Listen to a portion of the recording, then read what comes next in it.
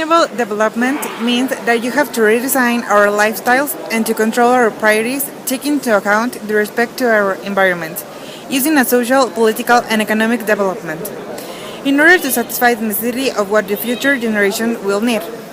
The factors that are involved are economy, society, nature, individuals, business, government, science and technology, and international organizations.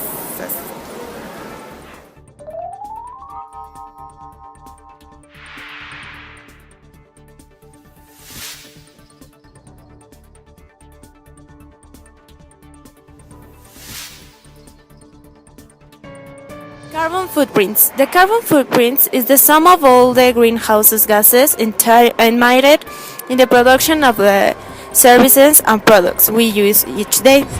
Now we are going to calculate our carbon footprint.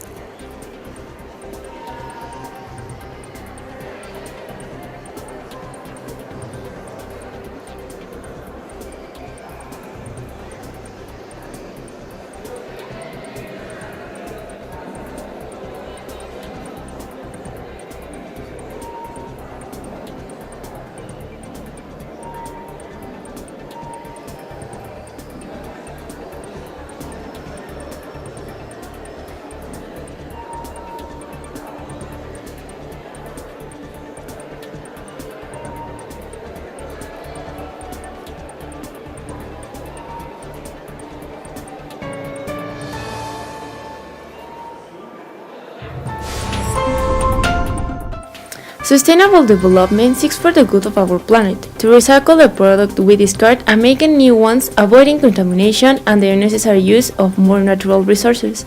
On the other hand, economic development seeks for the increase the production without taking into account the natural resources that we waste.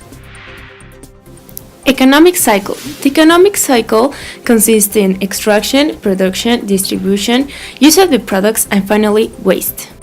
But we need to change it to another cycle of production that is with natural resources, a new way of production, distribution, use, and then recycle them to start over all the cycle again. The main impact of the use of natural resources is the overuse and abuse of the natural regeneration of resources, causing a huge contamination and environmental damage. This isn't a responsible way of using the natural resources, so the only option is redesigning the cycle through recycling, reusing, and reusing such waste.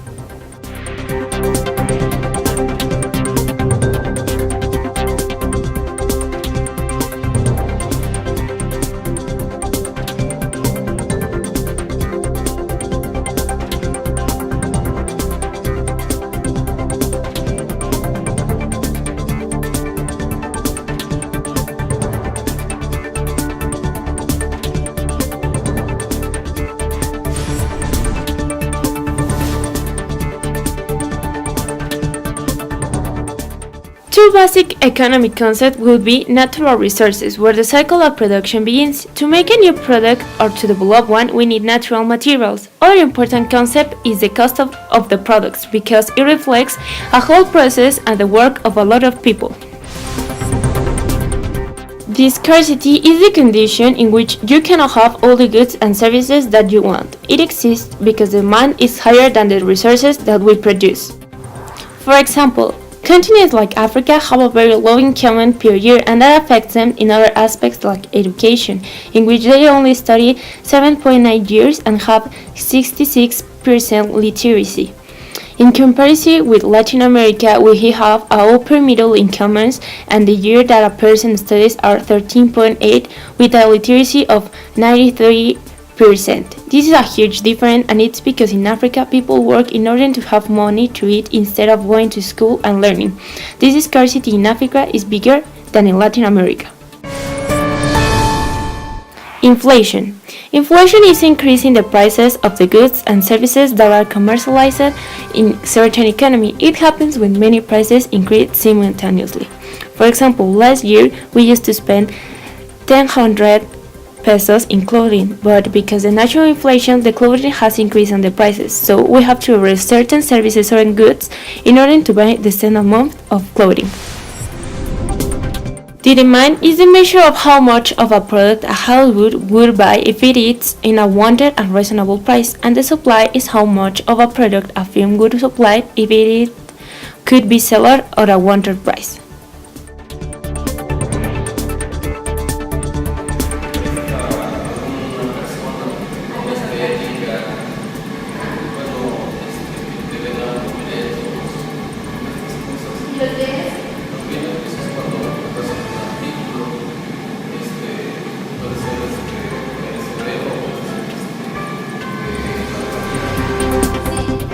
Simulator help us to fully understand how the relationship supply-demand function and how important this is for the economy of the country.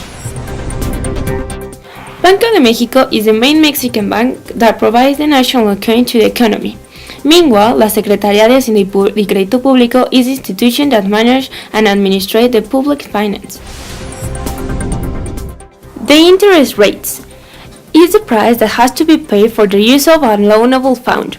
The interest rates are determined by the gross domestic product, which is the value that the economy produces in a year. The National Index of Prices for Consumer is a selection of different goods and services that are the most consumed in the Mexican homes. The government's role in the economy is taking steps to achieve goals of workforce, full employment, and price stability. The government needs money, and it collects them from the taxes. So there is federal taxes, local taxes, and social security taxes. Our economic package will be comprised of a spending budget of the Federation, income laws, general criteria of economic, and taxes rules. The Human Development Index is the measure of the basic capacities that a country has to grow. It is calculated with the life expectancy in each generation, levels of education in which adults know how to read and write, and persons that go to school, also with the gross national income.